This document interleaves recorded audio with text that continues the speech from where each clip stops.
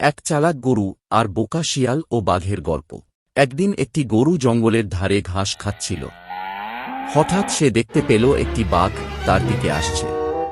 গরুটি ভয় পেয়ে গেল, কিন্তু পালানোর চেষ্টার আগে সে দ্রুত একটা বুদ্ধি খাটাল।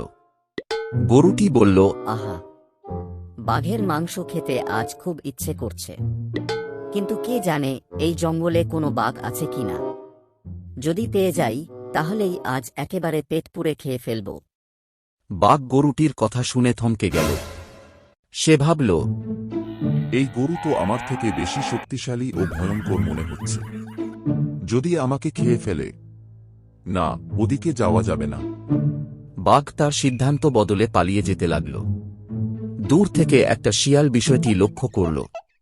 শিয়াল দৌড়ে বাঘের কাছে গিয়ে বলল, বাঘ মশাই, এত বড় শিকার হাতছাড়া করে দিলে। আমি তোমার সঙ্গে চলি।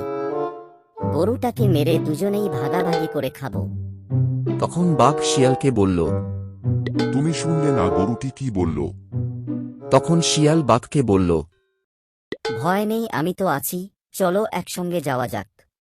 তারপর বাঘ আর শিয়াল দুজনেই গরুর দিকে এগিয়ে গেল।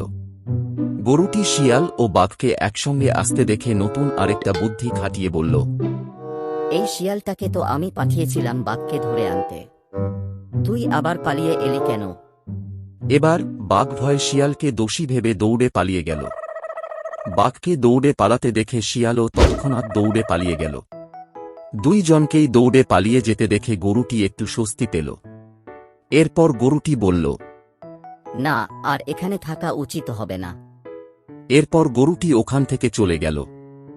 বন্ধুরা, উপস্থিত বুদ্ধি দিয়ে অনেক বড় বিপদকেও এড়ানো সম্ভব। বন্ধুরা, ভিডিওটি যদি তোমাদের ভালো লেগে থাকে তাহলে একটি লাইক, কমেন্ট ও শেয়ার করে চ্যানেলটিকে সাবস্ক্রাইব করতে ভুলো না কিন্তু।